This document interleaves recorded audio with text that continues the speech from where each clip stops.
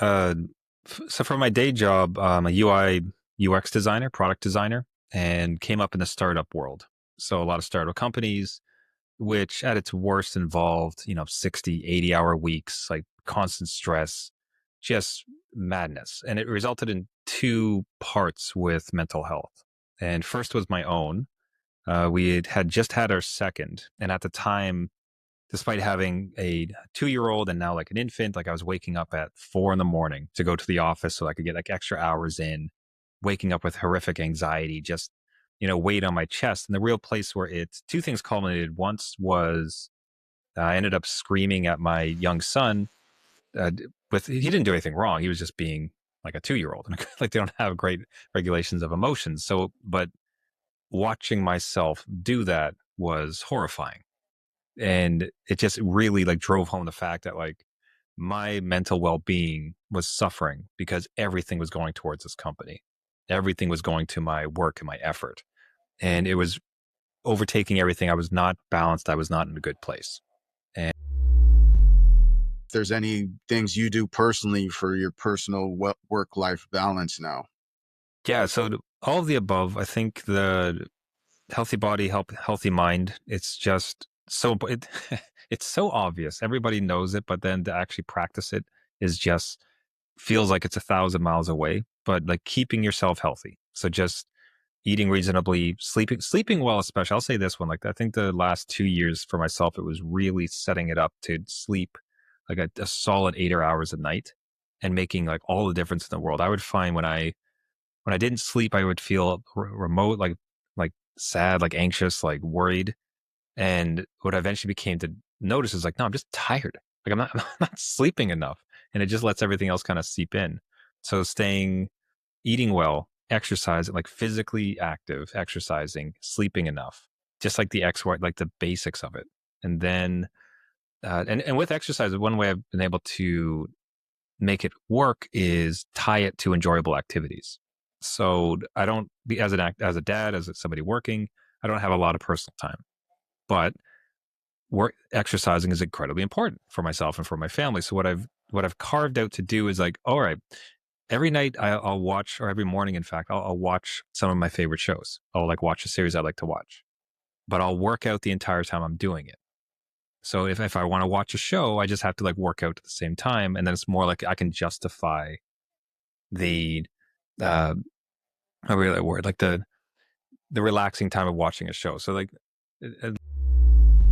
But one thing he said that I'll always remember was that he said, everything's work. Even playing video games is work. yeah, kind of depends on whatever you're playing. But I can remember I was into some card battlers. So you collect cards and play against other people. I used to do that a lot in high school. Now there's these cool digital versions like Hearthstone or Magic the Gathering. Um, and it can be fun. Like you're just kind of like playing some cards, luck of the draw, see where you get. But to put together better decks, you have to, win cards. And to win cards, you have to kind of grind it out. And all of a sudden, if you're not careful, you find that it's a second job. Like, okay, well, now I have to I have to play this many matches so I can get these packs, so I can build these cards. And, you know, that what he said is fantastic, or your manager said was fantastic. And I think it's really just a matter of staying on top of it and finding games that, mesh with you in that sense. Like I don't want a job. Like I want some just mindless, like silly fun. And you can find titles like that. It'll be mini golf or what would it like? I like all those adventure either too, where it's just like it's like these calm, like smooth sort of experiences, and you can find that. That's a fantastic salient point to just make sure that your downtime isn't just a second job filled with stress. I really like that idea. So, but there's some great titles that you can keep it that way.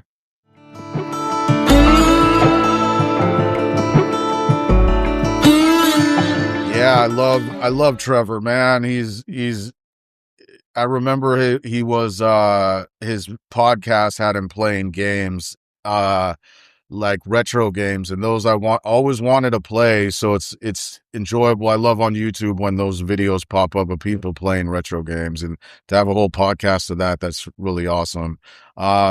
So yeah, and he talks about his life as a startup at the startup, and I think that I worked at a startup when I was about 2 years ago, and I had this not as bad of an experience where I yelled at somebody, but I actually was internally, I was going downhill. I was like, my mental health was just going crazy. I mean, I thought I would have to go to the hospital or something.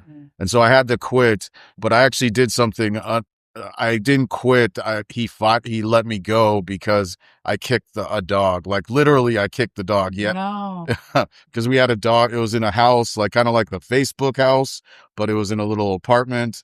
And we had a dog. So we would all share. We were all taking care of it. We defleet it because it was like a rescue dog, and we defleet it. And then one day I took it out on the walk, and I just got so upset that it was yanking, and I kicked the dog. Oh no. And so I told him about it, and that's one thing I've learned to do is open up, is not just hide these things and keep the secret. I told him about it, and he decided, well, I think and I told him earlier about my mental health being affected, so that probably played into the decision. And I'm glad he did, because I've gone to a much better place in my career because of it. But he had to make that decision for me because I couldn't make it, because I was so focused on that job. So I really give I really give Trevor very kudos on being able to pick up on that and make the decision on his own without anybody else prompting him to better his life by reducing the mental health in his life. Yeah. Well, I want to say, Rotimi, I really appreciate like your honesty and transparency, and just the fact that you're able to talk about this now. I think I really admire the honesty. And yeah, I think I really resonate with what he was saying, just about, taking care of yourself and keeping those stress levels at a good place. I really liked what he said about sleep, how a lot of his issues in the past were just because he wasn't sleeping, like he was irritable, he was feeling emotional, he was having trouble focusing. I think he was saying some of those things. Yeah. And I can totally relate in my experience as well. There was a long time in my life where I just wasn't sleeping well. And yeah, of course, my headspace was just not great, and I wasn't very focused. And then the moment my sleep gets better, everything else just it just seeps into everything. And sleep really impacts the mental and the physical health very significantly. Right. So yeah, I really ditto to what he said there. Yeah. Thanks for that. Thanks for acknowledging what I said too, because it's hard, because you worry people judge you. And that's another good thing that Trevor's doing with his podcast interview here, is that he's not worried about people judging him for what he said. He just wants people to learn from it and maybe watch his podcast. But so Judy, I'm kind of wondering, how do you feel about video games? I've never really been a video game player. Oh, I mean, I used to play Pac-Man. They have those in Santa Cruz and I certain remember places. Pac-Man, yeah. And they still have the Round and Campbell as an arcade there. I would play that once in a while. I used to enjoy playing that with my husband. It was like a real competition with us. I would usually win. Wow. I enjoyed that one. But other than that, I never really got into the video games. Okay, well, what about other games, like board games or No. nothing? Wow, No, you're I so was- boring. No, I was more into the physical things. Oh, I would, like dancing, walking, going to see new places. I was more that's into not that that's than- not fun. Oh, it is fun. I just couldn't sit and just play on a Yeah. game and be entertained. Yeah. That would not entertain me. Oh, Yeah, okay, I like to yeah. be moving physically and out Mhm. there doing something, going somewhere. But I could see how he said that sometimes that can become an addiction and become stressful in itself. If a Oh, person is yeah. playing games with somebody constantly and they're Mhm. worried about winning and doing their best at it, and then they find they're not, that can become stressful too. So leisure activities should be things that you enjoy, not that get you upset. I knew someone who used to play baseball a lot on weekends, and that was his leisure activity.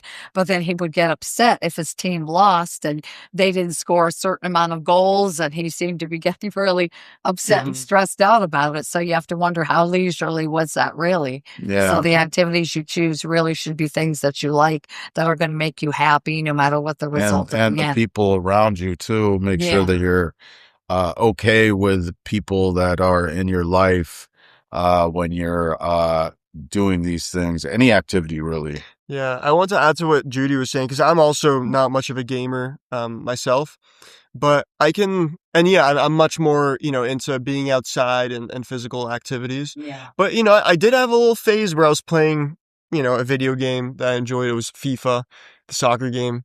And I remember, there were two things I remember is like, it would get me pretty frustrated at times. And then also, I'd be sitting looking at a screen. And I think in today's world where we all have so much screen time, screen exposure, I think sometimes that might be a problem that gamers run into is that, their hobby involves screen time. Too much screen time. Yeah. We all have too much of that. And we need to cut back on it. There are days when I say, all right, I just got to get away from the computer. I can't be on here any longer. It's bad for your eyes. And the same with phones. You're looking at tiny phone screens. You're looking at tiny light bulbs. And that can really damage your eyesight. Yeah, and you got to, look at the world around you, see where you are. Don't look at technology all day long. Yeah, and the gaming. So like the whole thing about like there is a thing that you guys are talking about, which is basically that gaming can be detrimental to your health or your eyes or whatever. And you're also looking at the screen a long time. So that plays into it. But there is also like a technical term for it in gaming, which is called a gaming plateau or burnout. Both are kind of similar. A plateau is where you don't get any better at the game you're playing, even though you're playing and grinding it out for hours or days in front of the screen. And then there's also a burnout, which is like when basically you can't play anymore because you're just, it's from what it sounds like, it's for instance, professional esports players, when they get burnout, they can't even compete anymore because they can't play. They got burnout. So, this Goal Oasis project that I'm starting up, it's for mentorship. So it helps adult gamers get over that plateau or get over burnout so they can continue playing the games they love and obviously have a good experience with their lifestyle. So it fits in there with their lifestyle. It's like a kind of combination of a productivity app and a coaching app. Yeah. And I really like what you said, Judy, about the dancing because I do when I'm gaming. I stopped gaming maybe like 10 years ago and I'm just starting up again. I'm thinking of starting a gaming channel. I'm working on studying it. Want it to be kind of like Trevor, gaming, very family friendly, business casual, and appealing to like dads and maybe adults who are gaming. But anyway, so I stopped gaming 10 years ago and I just started. And what Judy said about dancing, I do jiggle and dance when I win. When I win. Well, that's good. Yeah, that's great. What game do you play? So I'm playing Blood Dragon 3. Blood Dragon. It's like a retro game where it's like you remember those 1980s action movies? So it's like a first person shooter, but it's got all these like scenes from movies, like it's like you're playing as a commando and but it's a cyborg commando, but it's like you're put in a 1980s action movie. So they gave it very much that style, and it's all like neon lights and very like colorful. It's more animated a little bit than realistic. Nice. Yeah, it may not be like the most smart game, but it's definitely just like point and shoot. But that's another thing. Games can be, I know so Judy, you said you don't play games, but I know you've played crosswords or Tetris or maybe like Sudoku, no? The only one I recognize is crosswords years ago as a child. But as a child. Oh, okay. So so what made you stop doing crosswords? I'm curious. As a kid? Yeah. I don't know. It was right there with coloring and coloring books. Okay. I just got older and never played them again. Okay. Yeah. Yeah, because there's so much art in games and like it's a very creative thing to create these games. So like I'm wondering like how you feel about like being neurodivergent and creativity. Yeah, I mean, a lot of neurodivergents I find are gamers, and I think a lot of times what sets neurodivergence apart is that they have kind of this strong, kind of, imaginative nature that gives them a sort of creativity. And another feature of neurodiversity is just kind of really fixating on one thing and getting like super into it. Mm, And so I see that a lot yeah, flow state. with neurodivergence is they love video games because they can just get so, sucked into it and like almost become one with that world. Mm. Um, and so yeah, I think that can be kind of a comforting place for them. And I think Yeah. that's I think where the appeal of video games comes from. Yeah. Yeah. I really don't like the term escape because sometimes maybe 10 years ago they were talking before the internet and streaming and all this stuff. They were talking about films and movies being an escape because you're kind of put into a world. But I don't like that term escape. I like what you said, you're kind of like absorbed into it and you're put into that world rather than escaping from something in your life. That's kind of like negative, I guess, to me. Mm. So yeah, I was very, very happy that you guys were on here with me talking with about these videos. So we've reached the end of our segment, with Trevor, and we'll just, go ahead and close up our show with a little bit of discussion about lifestyle and leisure.